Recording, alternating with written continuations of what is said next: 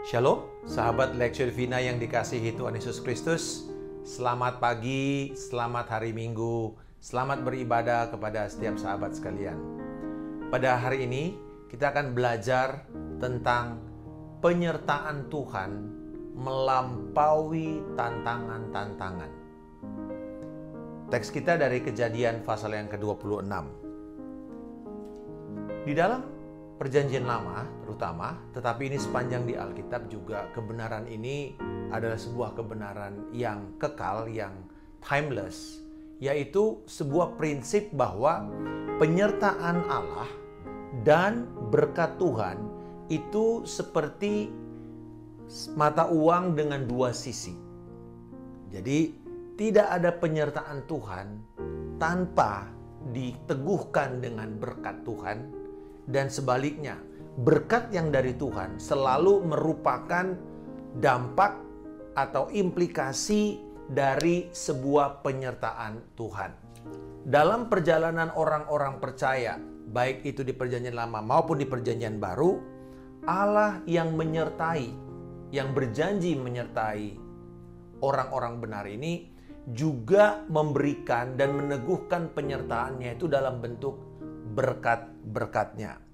Terlepas dari keadaan-keadaan sulit, tantangan, kekurangan, ancaman bahaya yang dialami oleh setiap orang percaya. Hari ini kita akan melihat dari kisah kehidupan Ishak dan Ribka. Kejadian pasal yang ke-26. Kita berdoa. Bapa di surga, kami bersyukur hari ini kami bisa melihat dan kebenaran-Mu yang akan Kau nyatakan tentang penyertaan-Mu dan berkat yang Engkau janjikan kepada setiap orang percaya di dalam Kristus Yesus. Dalam nama Tuhan Yesus Kristus kami berdoa dan mengucap syukur. Amin. Kalau kita melihat di dalam Kejadian pasal yang ke-26, di sini Ishak yang baru saja memiliki anak kembar, Esau dan Yakub. Dan kita tahu bahwa di situ Ishak berdoa kepada Tuhan karena istrinya mandul. Lalu kemudian Tuhan menjawab. Tetapi pada waktu dia sadar bahwa kehamilan ini dengan dua anak kembar ini juga mengalami kesulitan kepada Ribka. Dan Tuhan berkata di dalam konteks pasal yang ke-25 ayat yang ke-23 bahwa ada dua bangsa yang ada di dalam kandungan Ribka dan dua suku bangsa yang berpencar di dalam rahimnya, dan suku bangsa yang satu akan lebih kuat daripada yang lain, tetapi yang tua akan menjadi hamba dari anak yang muda. Dan kemudian kita tahu bahwa setelah mereka tumbuh besar, Esau menjadi seorang pemburu, sementara Yakub ada di rumah. Dan dengan akal yang cukup licik dari Yakub, kita tahu bahwa Yakub akhirnya mendapatkan hak kesulungan, di mana Esau tidak peduli dengan hak kesulungan itu. Tiba-tiba kisah itu mengalami pergeseran di dalam Kejadian, di mana penulis kitab Kejadian yaitu Musa mulai membuat sebuah keadaan yang jelas sekali tentang penyertaan dan berkat Tuhan. Dan dimulai dengan keadaan yang sulit, dimulai dengan tantangan. Maka timbullah kelaparan di negeri itu, yaitu di negeri di mana Ishak tinggal, yaitu daerah Filistin, di daerah Gerar. Dan dikatakan ini bukanlah kelaparan yang pertama, tetapi pernah terjadi di dalam zaman Abraham. Kita tahu bahwa ketika zaman Abraham, di kisah Kejadian pasal yang ke-15, ketika terjadi kelaparan, Abraham pergi ke Mesir. Dan Abraham tidak menyatakan yang benar tentang istrinya dan hampir mengakibatkan keadaan yang buruk terjadi. Abraham berbohong. Dan kemudian di sini diulang lagi bahwa ini bukan yang pertama. Lalu kemudian Ishak mau pergi ke Gerar kepada Abimelek, raja orang Filistin itu. Dan disinilah yang terjadi, Tuhan menampakkan diri kepadanya dan berfirman, "Janganlah pergi ke Mesir, diamlah di negeri yang akan kukatakan kepadamu. Tinggallah di negeri ini sebagai orang asing, maka aku akan menyertai engkau dan memberkati engkau. Sebab kepada mula dan kepada keturunanmu akan kuberikan seluruh negeri ini, dan aku akan menepati sumpah yang telah kuikrarkan kepada Abraham ayahmu. Aku akan membuat banyak keturunanmu seperti bintang di langit. Aku akan memberikan kepada keturunanmu seluruh negeri ini, dan oleh keturunanmu semua bangsa di bumi akan mendapat berkat. Karena Abraham telah mendengarkan firman-Ku dan memelihara kewajibannya kepadaku, yaitu segala perintah, ketetapan, dan hukum-Ku. Jadi tinggallah Ishak di Gerar. Kejadian yang sulit yang membuat Ishak berpikir untuk pergi ke Mesir, menyelamatkan diri. Karena pada waktu itu Mesir dikenal sebagai pusat lumbung dunia. Kalau sekarang ini kira-kira seperti Ukraina yang menjadi pusat lumbung pangan Eropa. Dan kita tahu ketika ini terjadi goncangan, seluruh dunia mengalami goncangan. Pada waktu Ishak berpikir untuk pergi ke Mesir, dia berpikir seperti jalan keluar ayahnya. Nah, kita belajar di sini. Sahabat sekalian, bila kita tidak bertemu dengan Tuhan dan mengalami perjumpaan kita dengan Tuhan secara pribadi, kita akan cenderung melakukan apa yang dilakukan oleh orang tua kita atau pendahulu kita. Bila itu salah, kita akan ikut mengulangi siklus yang sama kesalahannya. Itulah sebabnya diperlukan kepada kita, di atas iman kita, kita memiliki pengetahuan ilahi. Kita harus mempelajari firman. Kita harus bertemu dengan Tuhan secara pribadi. Tuhan bertemu dengan Ishak. Lalu Tuhan meneguhkan perjanjian yang diberikan kepada Abraham untuk diteruskan oleh Ishak. Jadi kita belajar di sini masing-masing generasi itu harus mengalami perjumpaan dengan Tuhan. Abraham mendapatkan janji Allah tentang olehnya seluruh bangsa di muka bumi akan beroleh berkat. Dan berkat ini akan diteruskan kepada keturunannya. Tetapi ternyata tidak otomatis keturunan itu akan langsung mewarisi berkat itu, langsung mewarisi kemasyhuran itu, sampai mereka sendiri mengalami perjumpaan pribadi dengan Allah. Di dalam kehidupan Ishak, kita tahu bahwa Allah pernah berbicara kepada Abraham di Gunung Moria, dan Ishak mendengar akan peneguhan Allah terhadap janji Allah kepada Abraham. Dia adalah Allah penyedia. Tetapi secara personal Ishak belum pernah mendapatkan peneguhan janji untuk membawa berkat dalam keturunannya nantinya. Untuk itu Tuhan datang kepada Ishak dan janjinya dikatakan, aku akan menyertai engkau dan aku akan memberkati engkau. Penyertaan, berkat. Penyertaan, berkat. Ini adalah janji Allah dan juga peneguhan janji Allah. Ishak mengambil keputusan langkah iman untuk dia tinggal di Gerar dalam kondisi yang sulit. Di dalam penyertaan Tuhan, keputusan kita harus didasarkan kepada janji Allah. Penyertaan Tuhan yang diiringi oleh berkat itu hanya bisa terjadi dan didasarkan oleh perjanjian firman-Nya. Allah tidak akan menyertai kita tanpa dia mendasari dengan perkataan, perjanjiannya, covenant-nya dengan kita. Jadi tidak asal kita mengatakan, oh Allah pasti menyertai saya. Apa buktinya? Lalu kita tidak bisa membuktikan, tidak bisa menunjukkan dasar firman. Dan setiap kali Tuhan mengutus seseorang, memberikan misi kepada seseorang, Tuhan berjanji akan menyertai orang tersebut. Tetapi Tuhan memberikan firman. Dengan kata lain, dasar penyertaan dan berkat Allah dalam kehidupan orang benar adalah perjanjiannya, firman-Nya, perkataannya. Dengan dasar perjanjian itu, kita mengambil keputusan atau langkah iman. Ishak mengambil langkah iman, yaitu tinggal di Gerar. Dia tidak pergi ke Mesir untuk mengulangi keadaan atau jalan yang ayahnya pilih sebelumnya. Di dalam pilihan dia tinggal di Gerar, apakah kemudian semuanya beres? Ternyata dalam ayat yang ke-7 dikatakan ketika orang-orang di tempat itu bertanya tentang istrinya, berkatalah ia, dia saudaraku. Sebab ia takut mengatakan ia istriku. Karena pikirnya, jangan-jangan aku dibunuh oleh penduduk tempat ini karena Ribka, sebab elok parasnya. Dengan adanya janji firman, tidak serta-merta kita kemudian lolos dari masalah. Justru janji Tuhan itu akan teruji dengan kesulitan. Firman itu harus diuji dengan keadaan-keadaan. Ishak itu memilih jalan seperti ayahnya, mengatakan istrinya ini adalah saudaranya.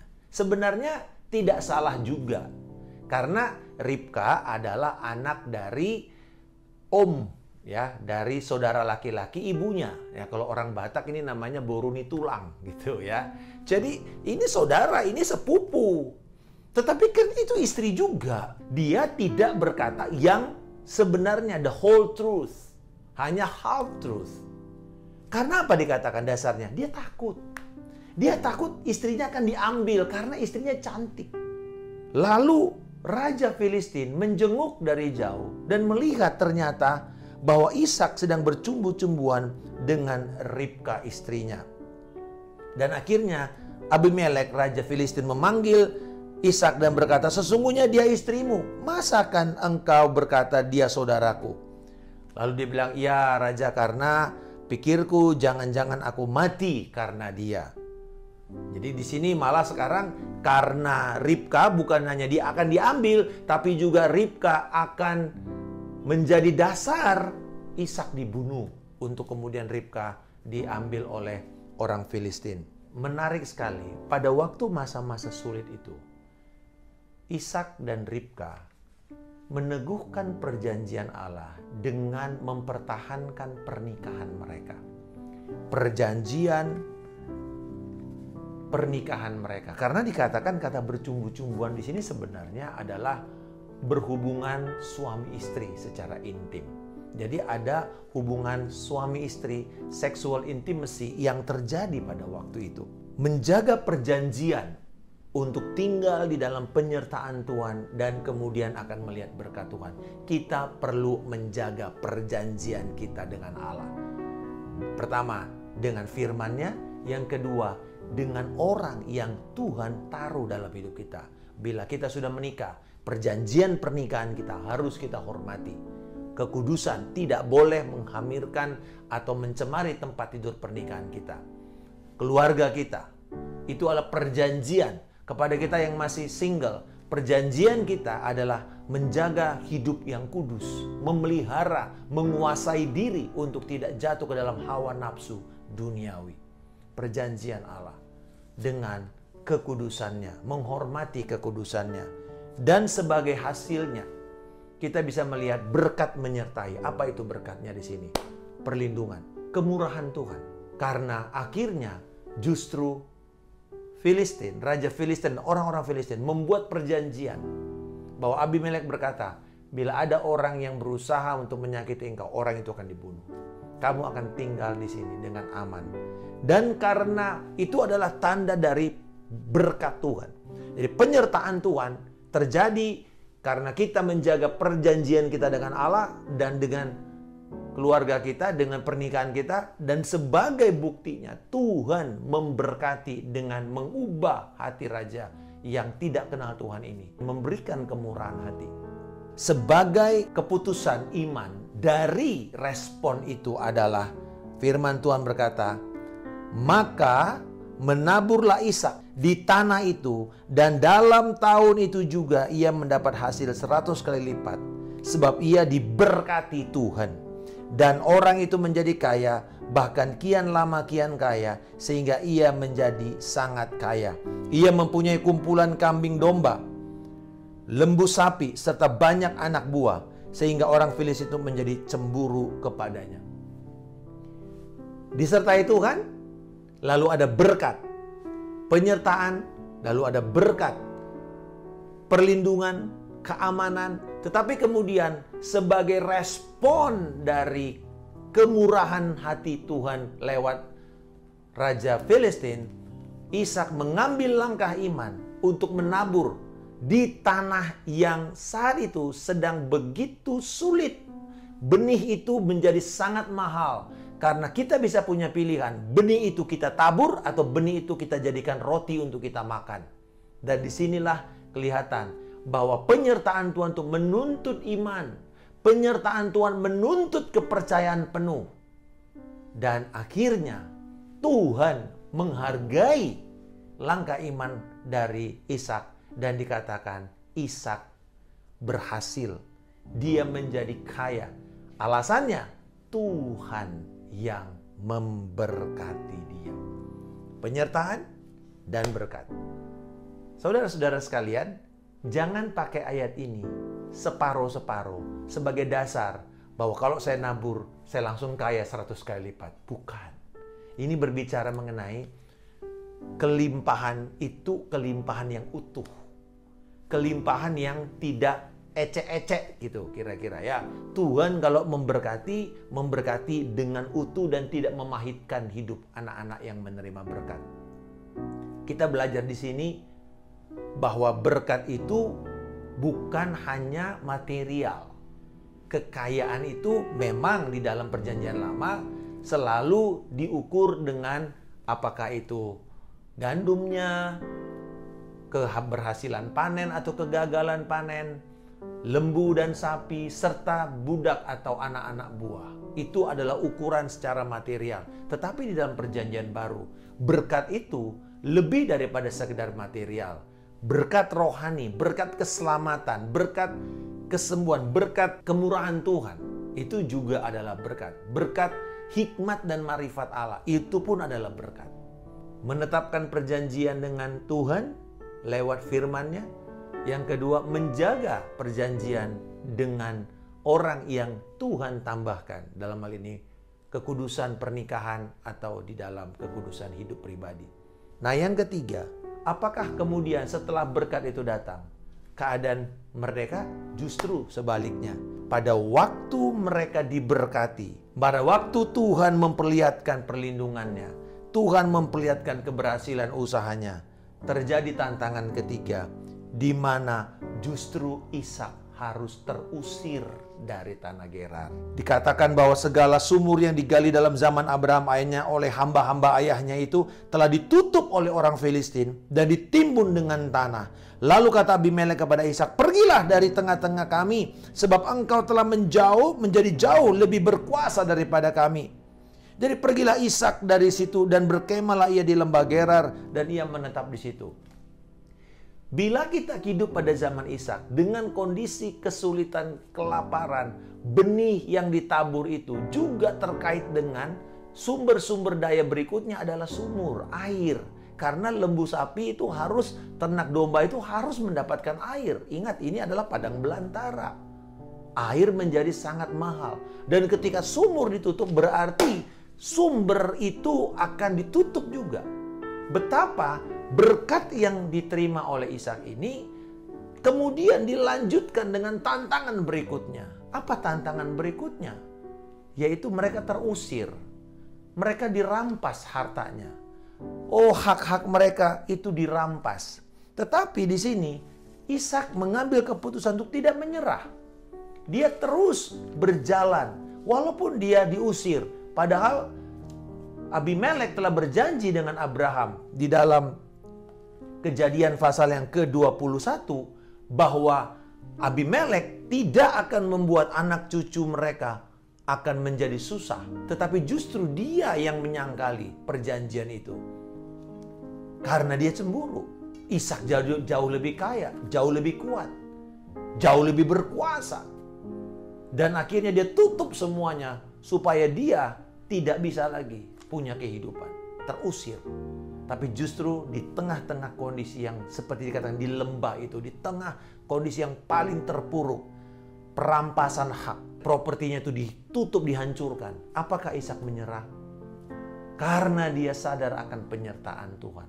Karena dia tahu akan berkat itu ada pada orang yang disertai Tuhan, yang diurapi Tuhan. Apa yang dia lakukan? Dia terus berjalan, keep moving on. Dia mulai menggali lagi sumur-sumur bapaknya. Tidak mudah, Mungkin dia merasa pahit, merasa kecewa, dilakukan seperti ini, dikhianati oleh orang yang berbuat baik sebelumnya, dan dia juga berbuat baik kepada orang ini. Tapi akhirnya dia harus memulai lagi dari nol. Semuanya dimulai lagi dari nol. Dan sumur bapaknya digali lagi. Keluar air. Wah, ini tanda bahwa Tuhan memberkati dia. Airnya keluar. Mereka senang. Setelah sumur yang pertama itu digali dan keluar airnya, dan dikatakan membual-bual airnya di dalam ayat yang ke-19, terjadi pertengkaran antara gembala Gerar, yaitu orang-orang Abimelek, dengan orang-orang dari gembala Ishak. Air ini kepunyaan kami, berebut lagi sumber-sumber air yang ada. Dan disitulah kemudian Ishak menamai sumur itu Esek, artinya pertikaian. Apakah Ishak kemudian marah? Tidak. Ingat, dia sadar bahwa dia disertai Tuhan. Maka berkat pasti akan menyusul. Yang penting dia melakukan terus. Dia tidak tinggal di dalam kepahitan. Dia maju lagi. Dikatakan mereka menggali sumur lain. Tetapi mereka bertengkar lagi. Juga tentang sumur itu. Maka Ishak menamai sumur itu Sitna. Artinya pertengkaran, permusuhan. Dari pertengkaran, perselisihan, sekarang naik eskalasinya menjadi permusuhan. Menjadi sebuah upaya untuk mematikan satu sama lain. Wah, ini sudah mengerikan. Tapi apakah Ishak berusaha untuk merebut itu dengan kekuatannya? Tidak. Karena dia sadar dia disertai Tuhan. Dia sadar bahwa penyertaan Tuhan itu akan diteguhkan dengan berkat. Maka apa yang dia lakukan? Keep moving on. Berjalan aja terus. Dari situ, dia pindah dan menggali sumur yang lain lagi. Dia pindah dan dia terus bekerja. Keep moving on, keep working. Jadi dia tidak menyerah, pahit, menangisi diri, self pity, pity party, enggak. Apa yang dia lakukan? Dia kerja terus. Dan kemudian di situ dikatakan, tetapi tentang sumur itu mereka tidak bertengkar. Sumur itu dinamai Rehobot. Artinya ia memberikan kelonggaran kepada kita. Rehobot artinya jalan yang lebar, ya, kelonggaran, kelegaan. Dan biasanya dengan kelegaan ini mereka bisa tinggal, mereka bisa membangun keluarga mereka bisa lebih tenang untuk berkonsentrasi membangun. Karena saya percaya bahwa kita hanya bisa membangun di tengah-tengah keadaan damai, di tengah-tengah sebuah kelonggaran. Dari situ, apakah kemudian Ishak berhenti dengan hanya sekedar kelonggaran? Jawabannya tidak. Dari situ ia pergi ke Beersheba. Beersheba adalah tempat di mana di pasal yang ke-21 ayat yang ke-33 Abraham menanam sebatang pohon tamariska di Beersheba dan memanggil di situ nama Tuhan Allah yang kekal. Abraham tinggal di Filistin, tetapi dia tinggal di satu tempat bernama Beersheba, dan di situ dia memanggil nama Tuhan. Pada waktu Ishak serta keluarganya pergi ke Beersheba, pada malam itu Tuhan menampakkan diri kepadanya. Kita bisa melihat adanya sebuah koneksi. Tempat itu didedikasikan oleh Abraham, perjumpaannya dengan Tuhan. Dan di situ juga Tuhan menampakkan diri lagi, meneguhkan lagi janjinya kepada Ishak. Akulah Allah ayahmu Abraham, janganlah takut, sebab aku menyertai engkau. Aku akan memberkati engkau dan membuat banyak keturunanmu karena Abraham hambaku itu. Sesudah itu, Ishak mendirikan mezbah di situ dan memanggil nama Tuhan. Ia memasang kemahnya di situ, lalu hamba-hambanya menggali sumur di situ. Wow! Sebuah keputusan yang luar biasa. Dia meresponi perpindahan itu, penampakan Allah kepada dirinya dengan menyembah. Respon yang terbaik dari janji Tuhan, penyertaan dan berkat itu adalah worship, penyembahan. Dan di dalam penyembahan ini, dia bukan hanya memanggil nama Tuhan, Dia bukan hanya memberi dedikasi kepada tempat itu, tapi dia terus bekerja. Dia tinggal di situ, dia percaya dengan iman bahwa ini adalah tempat yang Tuhan mau. Yang kedua, dia terus bekerja. Karena salah satu kata worship di dalam perjanjian lama, abad, itu artinya bekerja. Jadi, jangan kaget kalau sebenarnya pekerjaan kita yang benar itu adalah bentuk penyembahan kita kepada Tuhan. Itu bentuk penghormatan kita kepada Allah. Itu bentuk komitmen dan dedikasi kita untuk memuliakan Tuhan lewat pekerjaan, lewat usaha kita. Dan dia lakukan itu di Beersheba, di tempat di mana Tuhan memang didedikasikan oleh Abraham dan juga kembali lagi oleh Ishak. Yang luar biasanya. Perhatikan ayat yang ke-26. Setelah Ishak membuat dedikasi menyembah Tuhan, sesudah itu datanglah Abimelek dari Gerar, mendapatkannya bersama-sama dengan Ahuzat sahabatnya dan Pikol, kepala pasukan atau panglima perangnya. Wow, Ishak kaget.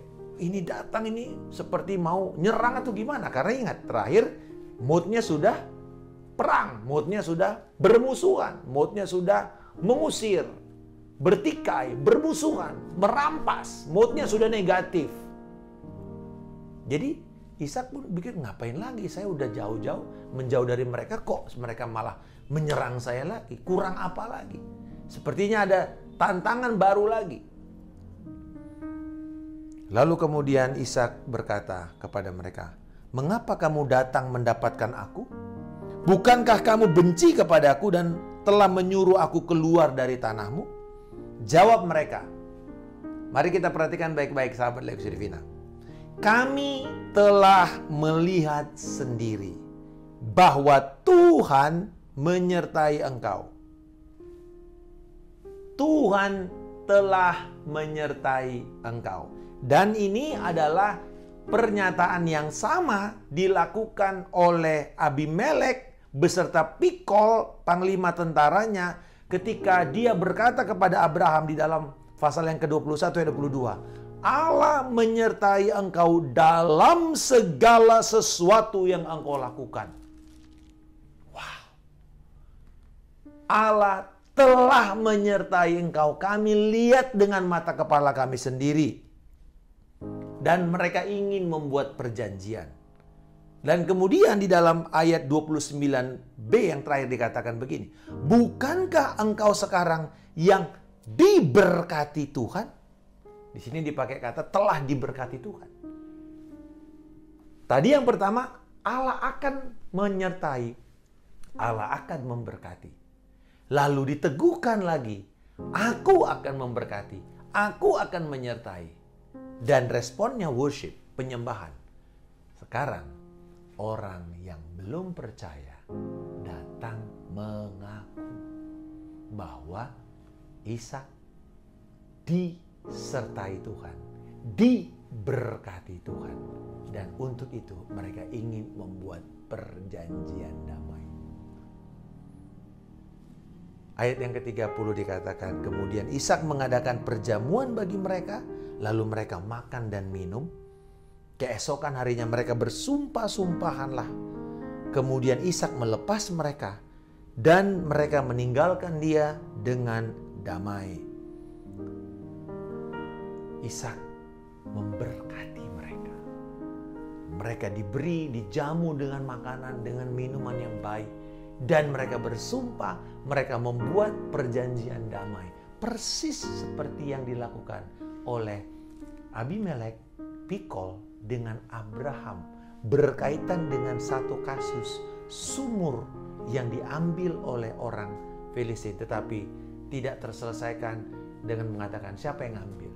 Abraham mengambil keputusan untuk memisahkan 7 domba untuk kemudian diberikan sebagai tanda bahwa tanda perjanjian akulah yang menggali sumur ini.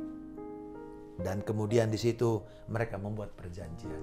Jadi Abraham meneguhkan perjanjian itu dengan menyerahkan 7 domba. sebagai bukti bahwa dialah sebenarnya yang menggali sumur tersebut. Tapi mereka percaya dan akhirnya terjadilah perjanjian di Beersheba itu. Hal yang sama di sini. Perjanjian itu adalah perjanjian damai. Kebenarannya adalah bahwa ketika orang-orang yang belum kenal Tuhan ini berdamai, perjanjian yang dia buat bukanlah perjanjian atas dasar kekerasan, atas dasar kekuasaan, atas dasar intimidasi, tapi atas dasar korban yang sebelumnya telah diberikan oleh ayahnya. Dan perjanjian ini adalah perjanjian di mana kemudian di Beersheba itu orang-orang Ishak datang dan mengatakan, Tuhan, kami telah menggali sumur dan kami mendapatkan airnya. Lalu dinamailah sumur itu Sheba, sebab itu nama kota itu adalah Beersheba sampai sekarang. 7 sumpah yang sempurna. Dan hari ini kota itu masih ada. Kalau kita pergi ke daerah selatan mau arah ke Negev, di situ ada kota Beersheba. Dan sumurnya masih ada. Ini memperlihatkan sebuah perjanjian yang dihormati Tuhan dan kekal dan masih menjadi berkat. Saya percaya bahwa di perjanjian baru Yesus adalah sumur kehidupan kita. Dialah sumur perjanjian kita. Dialah sumur yang menjadi tanda Dia adalah Allah yang menyertai dan yang memberkati. Dikatakan dari dalam hatimu akan mengalir aliran-aliran air yang hidup. Kata aliran-aliran itu dikatakan adalah stream and well. Jadi ada dua, ada sumur, ada sungai. Dan dua-duanya memperlihatkan sumber kehidupan itu adalah Roh Allah sendiri. Orang-orang yang mendapatkan kehidupan yang tujuannya menjadi serupa seperti Allah, itu lahir dari kuasa Roh Kudus, bukan dari buatan tangan manusia, bukan dari kehebatan dan hikmat manusia.